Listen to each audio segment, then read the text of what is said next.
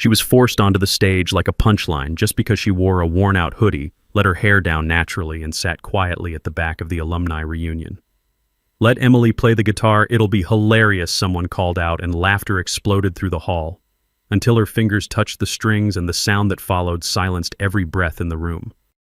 In that vast auditorium, gilded lights spilled over rows of plush chairs and marble floors, the hush of clinking wine glasses overlaying a murmur of bragging and posturing. This was the annual alumni gala of a prestigious American university where the returning graduates arrived in their finest clothes, ready to flaunt their successes. Eager socialites, corporate heavyweights, and self-proclaimed intellectuals mingled, each trying to outshine the other. Emily Brooks had drifted into the space with no fanfare and no illusions of acceptance, wearing a faded hoodie that bore only the faintest remembrance of a college crest. She had found an inconspicuous seat in the final row, head slightly bowed, not from shame, but from a desire to observe without being seen. The others, in their elegant dresses and sharply tailored suits, periodically glanced her way, exchanging quips about how out of place she looked, as though she were a relic from a forgotten past. Some recognized her name from the class rosters years ago, but few had bothered to recall anything else about her. In this room, swirling with the scent of champagne and expensive perfume, arrogance reigned, and gentle presences like Emily's usually went unnoticed or mocked. She rested her hands in her lap, listening half-heartedly to a former classmate on stage who boasted about launching a venture capital firm. The applause was polite but pointed the crowd, eager to move to the next performer, someone who might display wealth or comedic flair. Meanwhile, Emily felt the slight pinch of old memories nudging at her. She remembered how as a girl she used to pick up her mother's acoustic guitar, its strings half rusted, teaching herself basic chords in the cramped living room of their small apartment. She recalled how music became her private world, a place she could slip into away from the sneers of those who saw her as nothing but the poor kid. She had never boasted about her talent. It was enough just to have that quiet secret mastery. In the hush that followed, a circle of her former classmates spotted her from across the aisle. Jessica, once the campus socialite, now a marketing VP, leaned toward Brandon, a man who used to front a campus band, and whispered something with a curl of her lip. Brandon, who was holding an electric guitar, caught Jessica's snide grin and nodded. They rose, walked to the front near the microphone, and conferred with the master of ceremonies. Moments later, the MC brightened with a forced sort of excitement and said, "Ladies and gentlemen, we have an impromptu treat. Our old friend Emily Brooks will be joining us on stage to play guitar. Let's give her a warm welcome." The crowd responded with mild confusion at first, then some amused applause that quickly built to mocking cheers. Emily froze, her shoulders tensing. She never volunteered for this. She realized that the MC was in on the joke. She'd seen it in gatherings before a scapegoat pushed forward to amuse the powerful. Even from the back row, she felt the eyes shifting in her direction. A wedge of people parted, revealing her. Jessica's voice rang out in that sweet, venomous tone. "Emily, come on, show us what you've got." For a moment, Emily considered refusing. She had no desire to be their punching bag, but something in her refused to cower. She rose slowly, smoothing her hoodie with trembling fingers. She saw Brandon smirk, brandishing his own shiny electric guitar as if to say, "Beat this if you dare." She steadied herself with the memory of her father's hands, rough but patient, guiding her through the intricacies of fingerstyle technique when she was a teen. Drawing in a breath, she made her way to the stage, trying to ignore the stifled laughter and the downward cast glances that simultaneously stung and spurred her on. When she reached the stage, Brandon was waiting, looking altogether too confident in his tailored suit. Jessica stood next to him, arms folded. "We were just saying," Jessica cooed, "that it might be fun for you to show off your guitar skills. You must have some right from those coffeehouse days on campus." A ripple of amusement spread through the crowd, those who recalled Emily occasionally strumming in dorm lounges. She had never performed at big campus events. She'd always been overshadowed by the official school band, fronted by Brandon. She recalled how back then, too, people teased her for her beat-up acoustic guitar, the one her mother had purchased secondhand. They never believed she could outplay the local big shots, and she had never tried to prove otherwise. Brandon faked a polite chuckle and said, "We have a dusty old acoustic here, let me grab it." He vanished backstage, returning with a battered, out-of-tune guitar string, slack the wood scuffed. He handed it over with a theatrical flourish. "Here, do your best, or your worst. But hey, no pressure." Another round of mocking laughter rippled. Emily smiled thinly, ignoring the pit in her stomach. She tested the tension of the strings, realizing they were in disarray. So she began to tune them by ear, turning each peg slowly. The crowd, expecting a comedic meltdown, murmured in anticipation, some pulling out their phones to record the fiasco. Jessica fluttered her manicured fingers, addressing the crowd. "Should we take bets on how many notes she can play before something snaps?" People chuckled. Emily kept her head down, focusing on the pitch. Her father's face glimmered in her mind, remembering how he would hush the house while she tuned, telling everyone that the first note sets the spirit for the entire song. Her mother's voice, too, telling her she deserved to be heard. She exhaled softly, finished tuning, and placed the guitar on her lap. Lifting her gaze, she found Brandon's eyes on her, full of condescending mirth. Jessica grinned at the audience, reveling in the moment. Emily began quietly, barely brushing the strings. At first, the crowd leaned forward, straining to hear, anticipating something ridiculous. But after a few measures, the chords formed a slow jazz progression complex in chord structure and voicing. The hush that descended was immediate. The notes carried a resonance that wasn't simple or clumsy. It was refined, each chord leading into the next with subtle transitions. People blinked, uncertain whether to laugh or listen. Then seamlessly she layered in a walking bass line with her thumb, while her other fingers plucked a melody.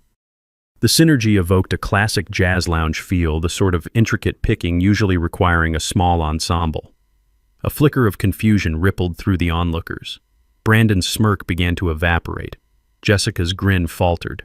The hush was deeper now. Emily slid into a more driving tempo, spinning off the chord progression into a short, improvised run of arpeggios that soared up the fretboard. A pregnant hush followed each lick, the audience unsure how to react. Then she switched styles entirely, letting the jazz drift into a flamenco-inspired passage. Her right hand rapped a rhythmic beat on the guitar body while her left danced across chords, producing that fiery Spanish flourish. At that, the hall erupted into a mix of startled gasps and murmurs. No one had anticipated such skill from plain old Emily. Her gaze lifted slightly from the fretboard. She glimpsed Brandon's face, turning pale, his arms dropping to his sides. Jessica's cheeks reddened. The table of smug onlookers who had been placing bets on her failure stared as if seeing a ghost. Emily felt her own heart pounding. The emotions she'd repressed, the shame, the quiet anger, the longing to show what she could do, began channeling into her fingertips, weaving a tapestry of sound that echoed in the high rafters of the auditorium. She let the flamenco passage end on a flourish, then eased into a delicate chord progression that teetered between classical and folk. Murmurs in the front rows turned to stilled appreciation as her playing, once a hush, became a clarion voice of mastery. In that moment, she found the courage to open her mouth and sing. The first note, pure and vibrant, floated through the hush. Her voice poured forth gently, unveiling a melody that mingled with her guitar lines in sweet harmony. The entire room sat rapt, transfixed. Even the bartenders paused mid-pour. The servers halted in the aisles, everyone mesmerized by the transformation unfolding before them. People who had teased her for wearing a hoodie or being poor or unremarkable found themselves leaning forward, compelled by the power of her artistry. Her lyrics were not in English, but a mix of improvised syllables reminiscent of soulful jazz scatting, yet it carried an unmistakable emotional resonance, tugging at hearts with each vocal run. She built tension, bridging into a languid blues scale, then dropping into a jazzy minor chord that set the crowd's hair on end. Brandon, standing off to the side, still clutched his electric guitar. He looked as though he wanted to vanish. Jessica was pale eyes glued to the stage in disbelief. Emily noticed them, and for the briefest second she locked eyes with them both. In that glance, she conveyed a gentle message. "You wanted me to perform for laughs. Here is something far beyond your mockery." The moment stretched her chords, swelling into a final crescendo. Then with a quiet pivot, she ended on a chord that hung in the air like a final word unsaid. The entire auditorium exploded with applause, an applause born not from courtesy, but from genuine awe. Cameras clicked. Phones that had been poised to capture her humiliation were capturing instead the performance of a lifetime. She stood, letting the guitar rest at her side. Her breath came quickly, but she kept her composure. The crowd rose to its feet, some offering standing ovations. She blinked, disoriented by the sudden storm of approval that replaced the stifling mockery of minutes earlier. Before she could slip away, Jessica found her voice. She forced out, "That was..." Well, surprising. The attempt at praising sounded bitter. Then she tried to salvage the narrative. But hey, that's just one piece, right? Could be she practiced that for years. She glanced at Brandon. Let's see how she handles an electric. Something that's real. Brandon, snapping back to action, quickly nodded in agreement, his pride flaring. Yes, let's do electric. He coughed to compose himself, grabbing his prized custom Stratocaster. If you're the real deal, Emily, let's see you handle something new. A wave of tension flitted across the room as the audience sensed a confrontation. Emily, never one to back down from a challenge, simply shrugged. She placed the acoustic aside with care, moved forward, and accepted the electric guitar from Brandon's outstretched hand. He deliberately messed with the amplifier settings to sabotage her tone, but she recognized the trick, adjusting them swiftly. The entire exchange happened in near silence as watchers leaned in hungry for part 2 of this showdown. The microphone at the edge of the stage caught Emily's voice as she softly said, "All right." She tested a chord, hearing the mild distortion ring out. The mismatch of her hoodie and this expensive Strat cast a strange but compelling image. Then, with minimal fuss, she launched into a lightning improvisation, blending the style of Brandon's favorite solos with her own twist. The volume soared over the hushed onlookers, the guitar crying out in raw expression. Brandon stepped closer, his face tense as if deciding whether to join in a duel. She caught his glance, gave him an almost imperceptible nod. It was a silent invitation. Step up. Let's see what you have. He lifted his backup guitar, plugged in, and tried to match her riffs. For a moment, the stage became a battleground of notes. He hammered out a run of power chords, expecting to dominate. But she countered with a wailing solo that twisted his melodic lines inside out, weaving advanced techniques that he, despite being known as the campus band star, never fully mastered. She slid into a reversed fingering of his own iconic riff from their college days. The crowd recognized the motif, gasping in shock at how she improved upon it. Brandon's face flushed. His pick slipped. He nearly dropped a chord. Everyone witnessed his meltdown while Emily soared unbroken. With each measure, she bared a dimension of skill that left the audience breathless. As her final chord rang out, the amplifier crackled with a lingering echo. The hush that followed was almost thunderous in its intensity. She set the electric guitar aside, letting her chest expand and contract with each steady breath. Jessica's eyes glistened with a mixture of shock and envy. Brandon looked shattered, his pride in tatters. The crowd erupted into cheers again, more fervent than before. A few onlookers who recognized true virtuosity shouted for an encore, but Emily shook her head gently, stepping back from the mic. She had nothing left to prove. People rushed toward the stage, drawn by the magnetism of her performance. The expected post-performance chaos ensued, some crying out for autographs, others simply gawking. That was when Lena Torres, another graduate who'd achieved modest fame as an indie singer, stepped up to the mic. She wore a stunned smile, tears at the corners of her eyes. "You all know Emily Brooks by another name," Lena said, voice trembling with excitement. "She's EMB, the mysterious guitarist who won the National Fingerstyle Showcase last year, the musician critics called the next big star in acoustic fusion." A gasp rippled through the throng. Cameras clicked, some so stunned they forgot how to frame shots. The hush of disbelief and awe spread to the far corners of the auditorium. Emily felt a wave of relief and discomfort at once. She had never sought widespread attention under that moniker, performing only in small clubs or rare showcases. She always performed under EMB so people would focus on her music, not her old classmates' gossip. She recognized now that anonymity had just blown apart in a single statement. The crowd erupted into applause, again more thunderous than ever. Those who had mocked her scrambled for vantage points to film or take pictures. The energy felt overwhelming, like standing beneath a waterfall. She forced a small, polite smile, stepping down from the stage to find a breath of air. A swarm of old classmates tried to intercept her, some with apologies, others starry-eyed, some trying to latch on to her new fame. She navigated them with minimal words. She spied the battered acoustic guitar on a stand near the stage. Inside its sound hole was a rumpled dollar bill, the one someone had snuck in as a tip for her supposed incompetent performance. With a calm hand, she plucked that bill from the guitar. She saw the friend who had placed it, a smirking face from earlier, who now looked chastened. She walked up to him, pressing the bill back into his palm. "Thanks," she said softly. "Maybe next time use this to buy yourself some respect." She turned away, leaving him gaping, the folded dollar clenched in his fist. The crowd parted for her again, a corridor of awe. She felt no desire to linger. She glimpsed Jessica in the corner, wide-eyed and flushed, wearing an expression that mingled regret and embarrassment. Madison hovered near Brandon, who looked thoroughly defeated. Emily had no words for them, no direct condemnation. She let her music speak. The shock in their eyes was punishment enough. She approached the microphone one last time. "Never force someone to showcase their gift just to mock them," she said, voice steady as a still lake, "because the moment they do, you might learn more about your limits than theirs." She paused, the hush swallowing every syllable. Then, with a small bow of her head, she walked out, ignoring the frantic cries of, "Wait, Emily," or "EMB, sign my program." Her footsteps echoed in the hush, heart pounding with a strange mix of exhilaration and quiet sadness. She emerged into the hallway that led to the auditorium's exit, letting the echo of her performance fade behind her.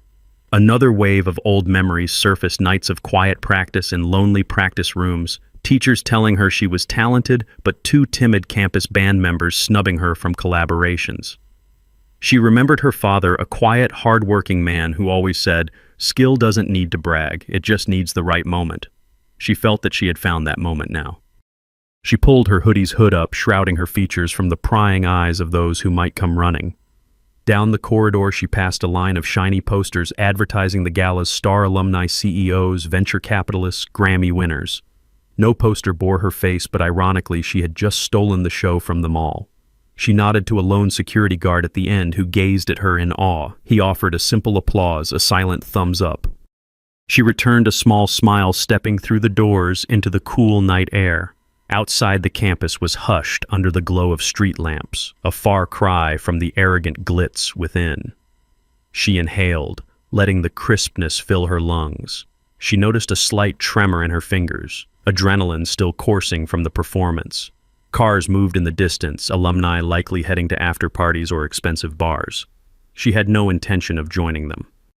She pulled out her phone, saw a flurry of notifications, some from old acquaintances, some from media pages that had latched onto a viral clip of her unexpected performance.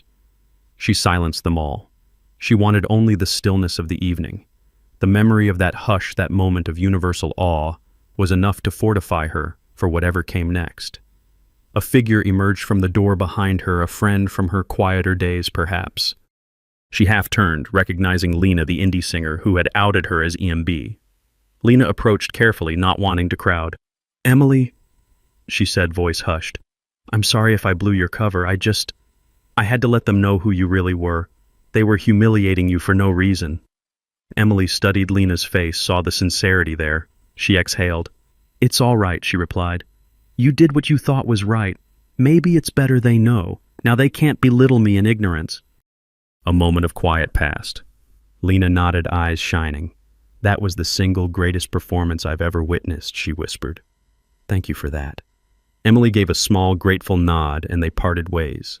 She had no regrets about her anonymity dissolving. She had never sought to remain invisible forever, only to avoid the arrogance that often accompanied stardom. On her way out, she passed the main courtyard. 2 or 3 lingering alumni sat on benches, their voices drifting in the night. She heard snatches of conversation about how the gala ended early because no one wanted to follow her act. She stifled a smile at the poetic justice. It was near midnight when she finally left campus. The memory of that final chord, the hush in the auditorium, stuck with her. She thought of the jarring contrast between how she was treated just moments before like a joke and how they hung on every note once she began. The ephemeral nature of respect in a place built on prestige never felt clearer. Her father had always insisted that one's worth came from within, never from external validation. She believed that wholeheartedly now. Even after the applause, she felt no real difference in her sense of self. She was who she had been, only calmer, freer. The next day, social media erupted with clips of EMB's surprise performance. The campus alumni portal buzzed with humiliating revelations about how she had been mocked beforehand. Some of her old classmates tried to apologize, sending her messages loaded with disclaimers about how they never meant harm. She responded to few of them, mostly ignoring the flood of new friend requests. She was not in the business of giving them absolution. She had made her statement on stage. That was enough. She had taught them that belittling others often backfires. She would let them marinate in that lesson on their own. An official from the university reached out, wanting to give her an honorary award for excellence in music and representation of alumni success. She considered it then, politely declined. She had no appetite for staged honors that served the university's PR. Instead, she donated an anonymous sum to the campus music club, specifying that the funds be used to provide free instrument lessons to underprivileged students. That was the legacy she cared about, giving some shy, overlooked kid the chance to explore their hidden talent without facing the cruelty that had shadowed her own path. In the weeks that followed, her life returned to a gentle normalcy. She resumed her quiet routine, practicing her guitar in solitude, occasionally performing under her MB stage name at intimate venues. The fiasco at the gala opened some doors, though. Invitations arrived for bigger concerts, talk show appearances, collaborations with known artists. She was selective. She remained loyal to smaller spaces where the raw connection with the audience felt authentic. She discovered a level of inner peace, no longer living in a secret identity, but also not surrendering to the commercial machine that devoured so many artists. Over time, the public hype around her soared and ebbed in waves. She weathered it with the same calm she had shown at the alumni gathering. Among those who once jeered, a few genuinely changed. Brandon, whose pride she had shattered, penned a public apology on the alumni forum, admitting he let ego overshadow decency. Jessica, mortified at her role, withdrew from the social spotlight for a while, focusing on introspection, or so the rumor went. Emily didn't seek their company, nor did she gloat. She was content to know that at least they had recognized their errors. In the ephemeral swirl of social prestige, she had left a mark, one performance that rocked an entire auditorium out of its complacency. She sometimes remembered how, as a child, she and her father would share a single pair of headphones, listening to an old cassette of jazz guitar legends. She'd watch him tap a foot, gently nodding to the complex rhythms. Then he'd glance at her with a twinkle in his eye, as if to say, "Someday you'll do that too." She was living that dream now, though, not in the polished concert halls or with the philanthropic jet set. She did it in her own quiet sphere, forging a bond with those who truly valued music's soul rather than the veneer of status. Months turned to years, and her name remained on a short list of brilliant guitarists. Some alumni from that humiliating gala told new students the story of how Emily Brooks had walked onto the stage in a hoodie, faced a room of scorn, and left them speechless with a single riff. The story became a cautionary tale, never judged by appearance. Some believed it was exaggerated, that no single performance could unify an entire hall in silent awe. But those who were there swore every detail was true.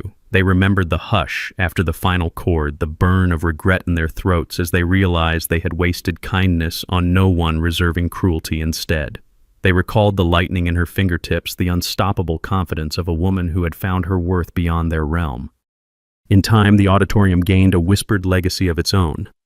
Some visiting artists said they sensed an echo of that night whenever they performed on that stage, a sense that in these walls art had once triumphed over arrogance. The university directors never quite knew how to handle that rumor, but it made for a romantic myth to share with prospective donors. Meanwhile, Emily continued her path, known simply as EMB to the music world, her old classmates only a footnote in her story. She occasionally visited the campus for small, unannounced concerts and student lounges, letting the next generation see that star quality can come in a worn hoodie. She'd quietly pack up her guitar afterward and depart before the crowds could gather. Though she saw it as no grand mission, her example became a small spark for students who felt overshadowed or unprivileged. They heard tales that the greatest musician to come from their ranks wore no fancy clothes, had no wealthy lineage, but owned the stage with pure skill and unwavering calm. For them, it meant possibility. If they too faced mockery, perhaps they could hold tight to their craft and wait for their moment to shine. The memory of how the alumni laughed then fell silent reassured them that authenticity was more valuable than false bravado. In the end, Emily Brooks' story at that gala was not about revenge, but revelation.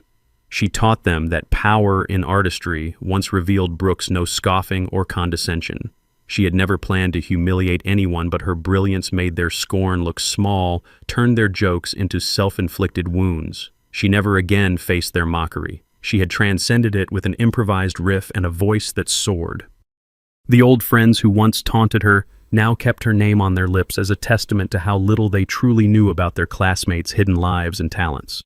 And though Emily seldom looked back if she ever found herself thinking of that night, its lights, its hush, the quake of jaws dropping, she felt not triumph, but acceptance of her place in the world. She was not made to crush others or to be crushed. She was made to create music that could resonate even in the hearts of the arrogant, laying bare the truth that under the right chords, all souls can be undone. If this story struck a chord like it, share it, comment your thoughts, and don't forget to subscribe to our YouTube channel for stories where quiet talent teaches loud arrogance what respect sounds like.